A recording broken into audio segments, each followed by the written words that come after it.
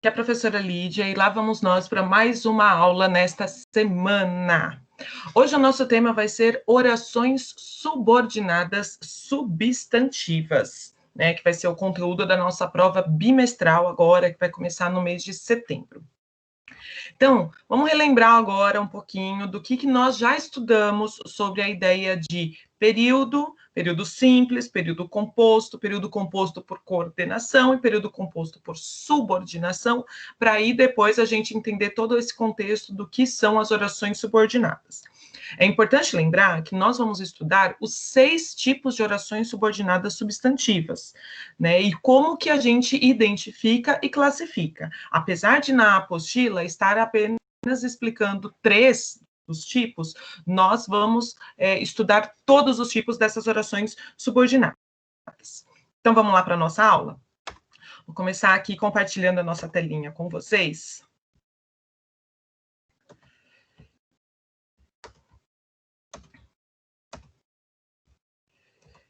Então, ótimo. Vamos lá. Então, a gente vai entender um pouquinho agora a ideia do que é o tal do período composto por coordenação e subordinação. Então, vamos lá. Os tipos de orações subordinadas. O que é, então, a ideia de oração subordinadas? São orações que exercem funções sintáticas. O que é uma função sintática? É o papel que aquela oração vai exercer para substituir ou complementar um determinado termo. Então, toda oração, quando ela é subordinada, ela precisa de complementos para ter o seu sentido completo. E essa oração é o que faz a função desses complementos. Então, elas são sempre dependentes da oração principal para ela ter esse seu significado. Dependendo da função que essas orações elas desempenham, esses tipos de orações subordinadas, elas podem ser divididas em 3 tipos. As orações substantivas, que ocupam o espaço que seria de um substantivo, as adjetivas, que ocupam a função dos adjetivos de classificação, ou as adverbiais, que aí existem várias outras classificações. Hoje a gente vai estudar apenas as orações substantivas. Então, vamos entender o que é uma oração subordinada substantiva. As orações subordinadas substantivas, elas desempenham um papel que é o do substantivo dentro dessas orações. E elas podem ser encontradas nas frases com funções sintáticas que podem ser de sujeito, predicado nominal, que é aquele que dá uma classificação para o sujeito, os objetos direto e o objeto indireto, os complementos nominais e os apostos. Elas podem se apresentar de forma desenvolvida e reduzida. A gente vai estudar um pouquinho agora a ideia das desenvolvidas e lá no final eu explico a diferença delas para a reduzida. Então, vamos lá. O que é uma oração desenvolvida? Basicamente, a sua forma desenvolvida são as orações que têm 2 elementos principais. O primeiro é uma conjunção integrante. O que é essa conjunção integrante? É aquela conjunção que serve para dar a liga, que dá o sentido para a minha oração. Elas não fazem referência a outros termos anteriores, né? Elas apenas ligam essas orações. Então, é conjunção, porque faz essa ideia de ligação. Integrante, porque sem ela vai acabar perdendo sentido. Existem vários tipos de orações dessas conjunções integrantes. A mais comum, é o que é mais encontrado nas orações subordinadas, é o que e o se, que é o que nós vamos estudar agora. Mas existem outras possibilidades. Elas também podem ser quem, quantos, como, onde, quando e entre outras diversas. Mas o que a gente vai estudar aqui principalmente é a ideia do que e do se. Então, vamos entender um exemplo aqui prático do como a gente divide, como a gente caracteriza essas orações subordinadas. Primeiro, para uma oração ser subordinada, ela precisa estar vinculada ao que a gente considera uma oração principal. Então, nesse caso, a oração principal, ele afirmou, tem o sujeito ele e o verbo afirmou. Porém, o verbo afirmar, por ser um verbo transitivo, ele não tem sentido completo, ele exige o seu complemento. Então, isso significa que o complemento desta oração vai pertencer à minha oração subordinada, que nesse caso é que conhecia todos os membros do clube.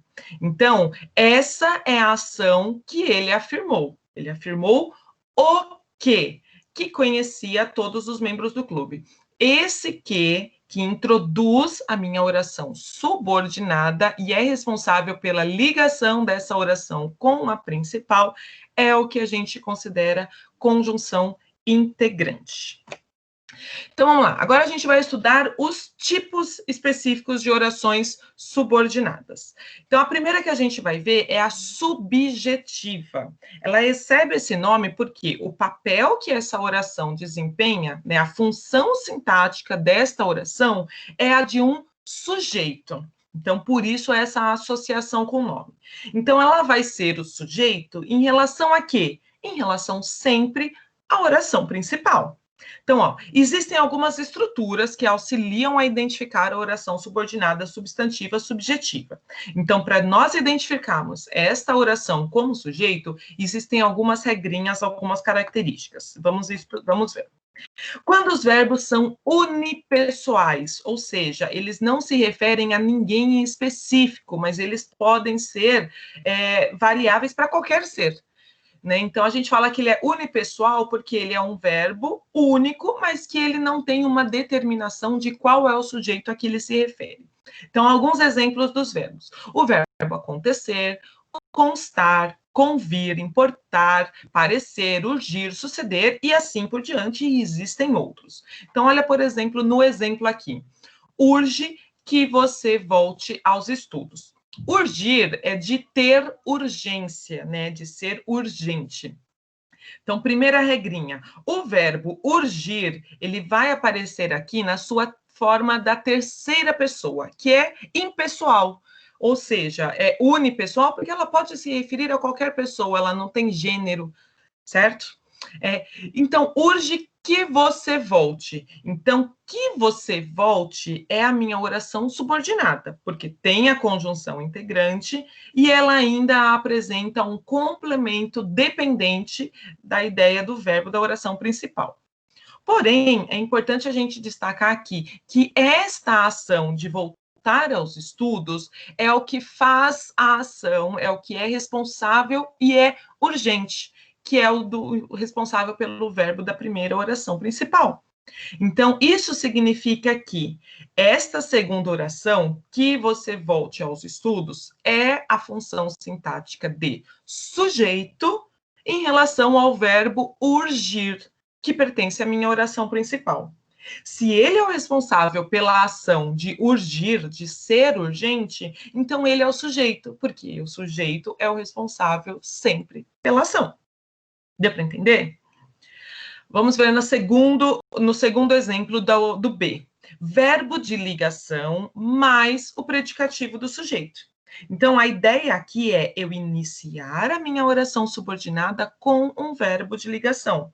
Este verbo de ligação, ele pode estar no singular ou no plural. Mas este verbo de ligação, é importante a gente destacar que ele nunca vai estar relacionado a uma ação, certo? Ele sempre vai indicar uma característica. Porém, essa característica, ela tem a ver com a ideia de introdução do sujeito, identificar quem é o sujeito responsável por essa característica.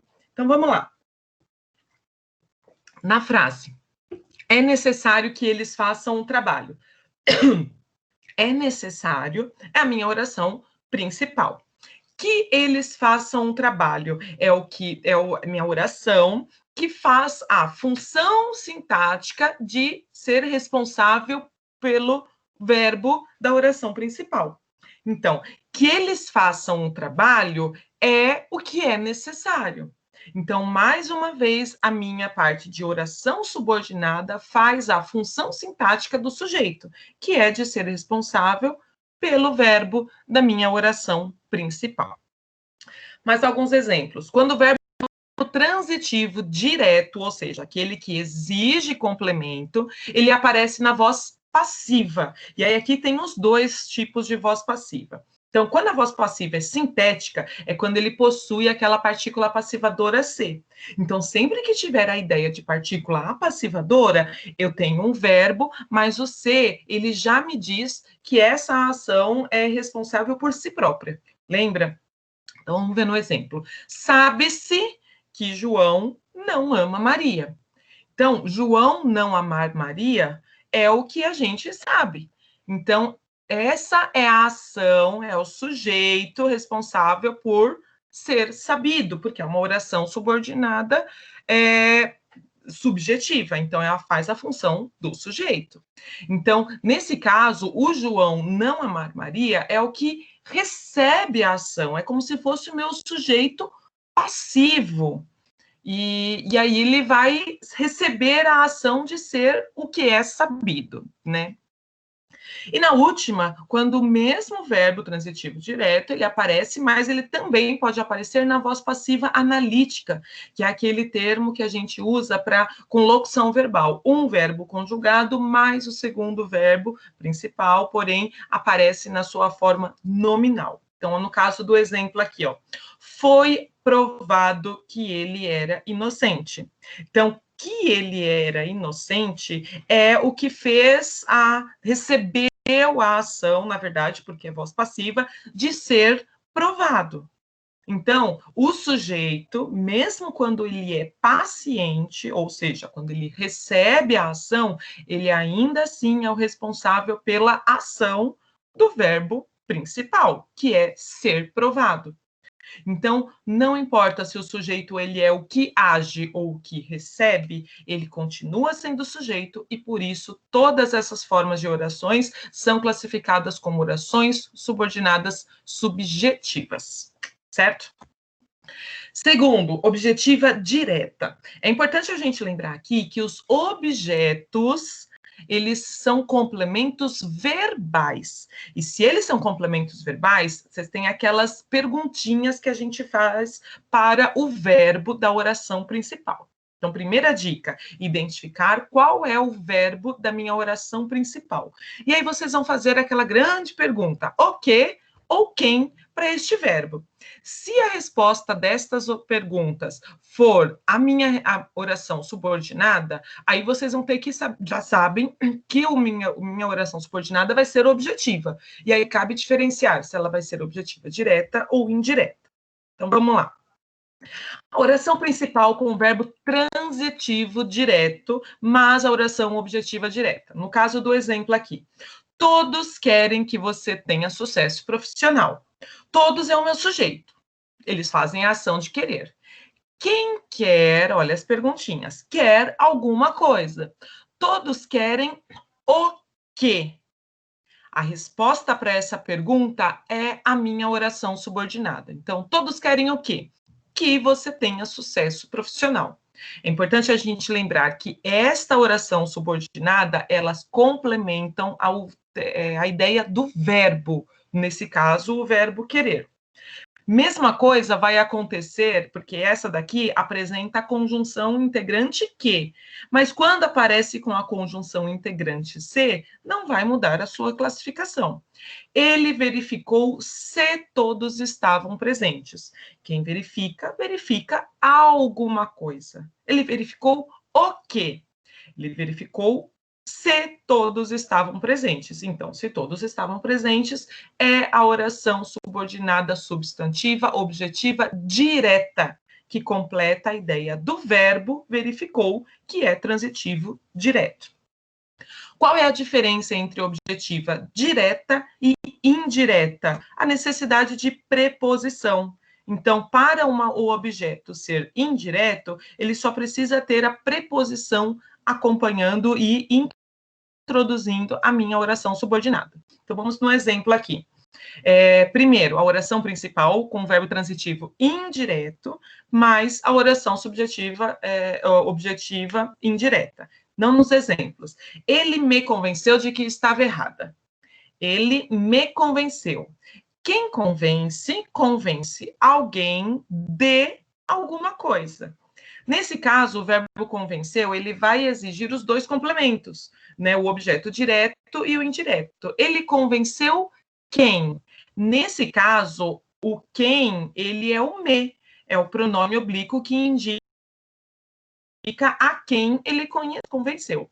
Porém, ele convenceu essa pessoa de alguma coisa. Olha a necessidade de preposição aqui para introduzir a minha oração subordinada objetiva indireta. Então, ele convenceu quem? A mim, né? Usado pelo pronome me. De que? De que eu estava errada é a oração subordinada substantiva objetiva indireta, porque complementa a ideia do verbo convenceu, que está na oração principal, e tem a necessidade de preposição, por ser um verbo transitivo indireto, certo? Um outro exemplo aqui, que acaba confundindo um pouquinho, é a ideia de complemento nominal. O complemento nominal, como o próprio nome diz, ele não complementa mais, igual aos objetos, a ideia de um verbo, e sim de um nome. Porém, esse nome, ele vai acompanhar e vai estar presente na oração principal, e não na subordinada. Então, eu tenho um verbo que ele vai exigir um complemento.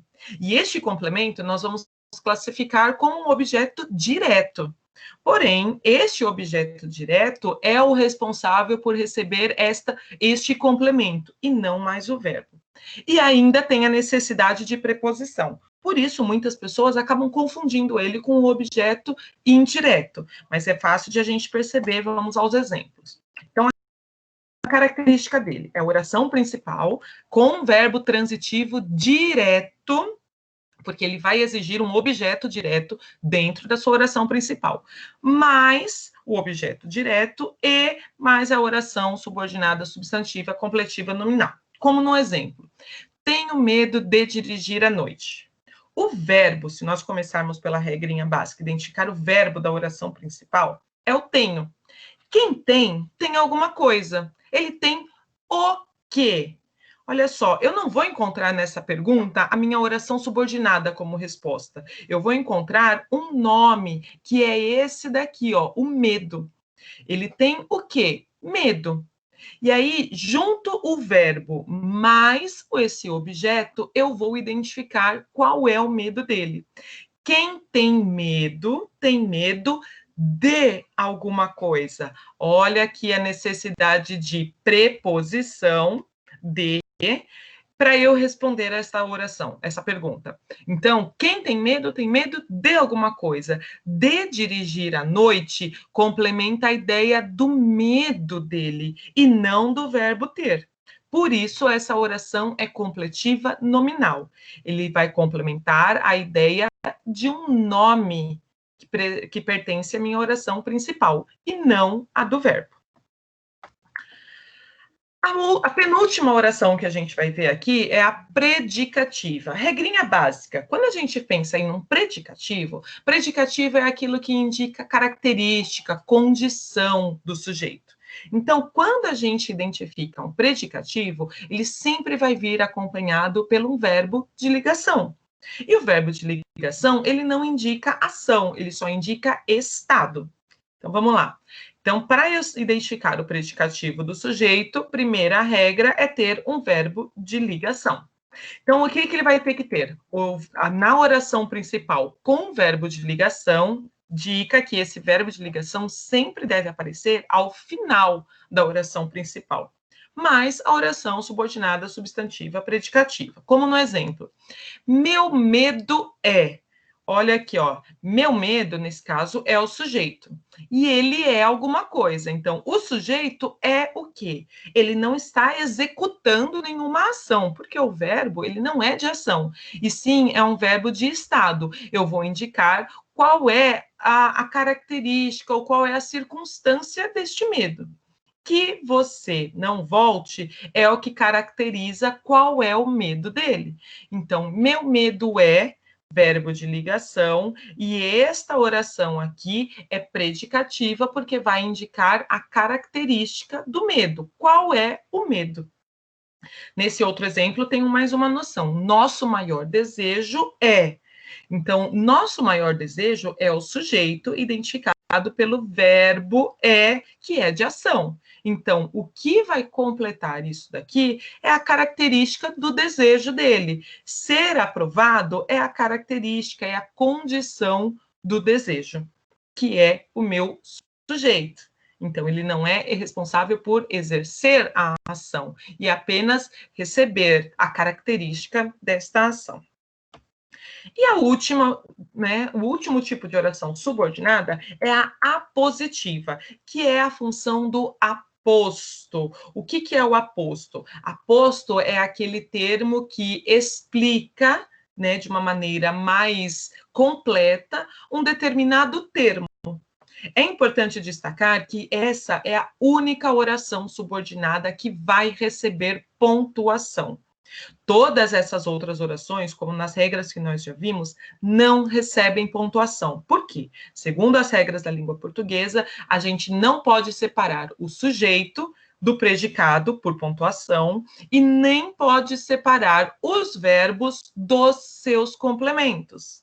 Então, nenhuma dessas orações vai receber pontuação de nenhum tipo, certo? No meio do meu período. Porém, as orações subordinadas apositivas vão receber, porque eu vou diferenciar duas orações. Parecem que são duas orações completas, mas na verdade a segunda oração é o que vai exemplificar um termo que não ficou muito claro da minha oração principal. Então, vamos aqui a alguns exemplos. Então, primeira regra, a oração principal, mais os dois pontos. Existem outras formas de pontuação, mas a gente vai ficar aqui só nessa dos dois pontos por enquanto. Mais a oração subordinada substantiva positiva. Então, olha no exemplo. Não consigo aceitar uma coisa. Se a gente for parar para pensar, esta oração, ela até tem um sentido completo, porque ela tem né, o sujeito, um verbo e um complemento. Porém, o aposto, ele vai servir para explicar este complemento. Não consigo aceitar uma coisa, mas de que coisa que eu estou falando? O aposto vai explicar o que é. Então, ó, você não ter comparecido à festa é a coisa a que ele está se referindo lá na oração principal.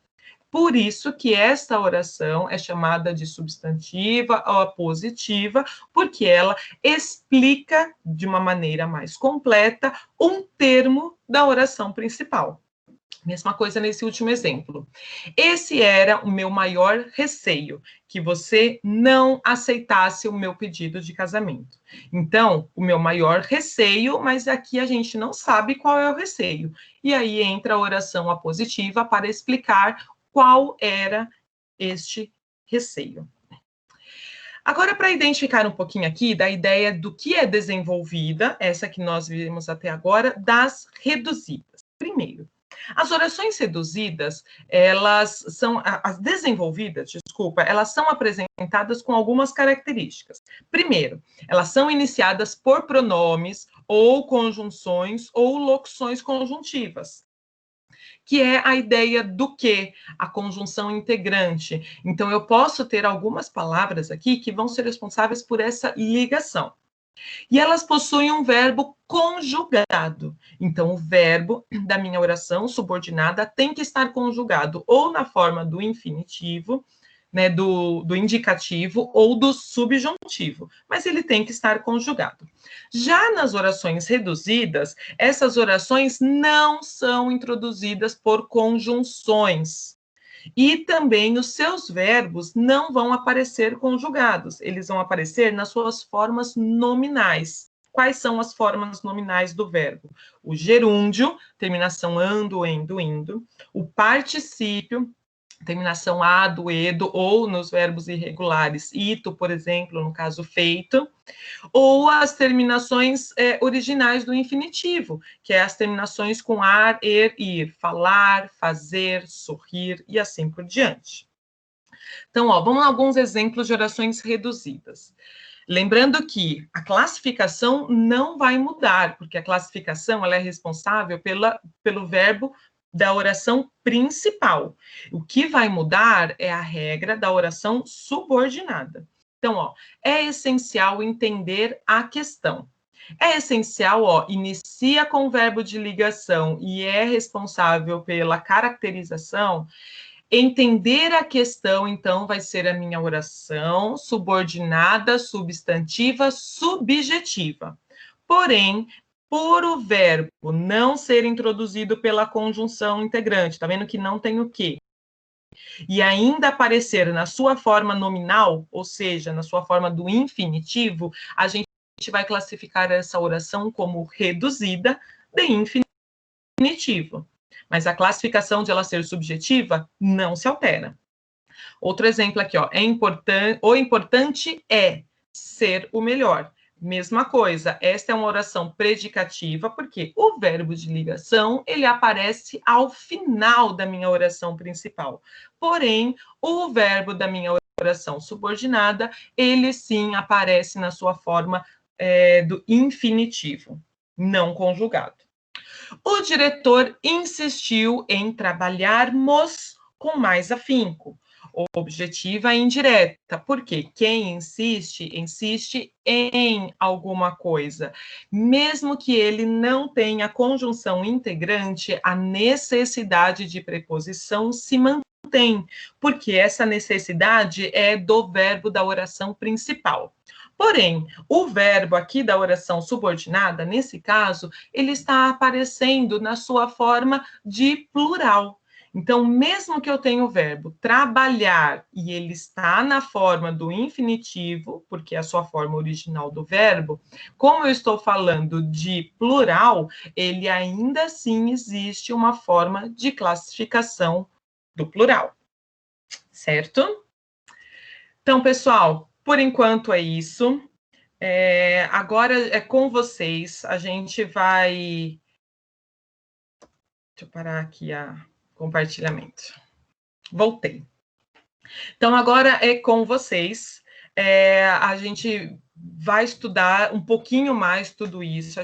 Só estamos nas primeiras orações subordinadas, mas é importante vocês entenderem que essas orações subordinadas, elas são responsáveis pelo entendimento, pela coesão que a gente vai entendendo para a formação de um texto.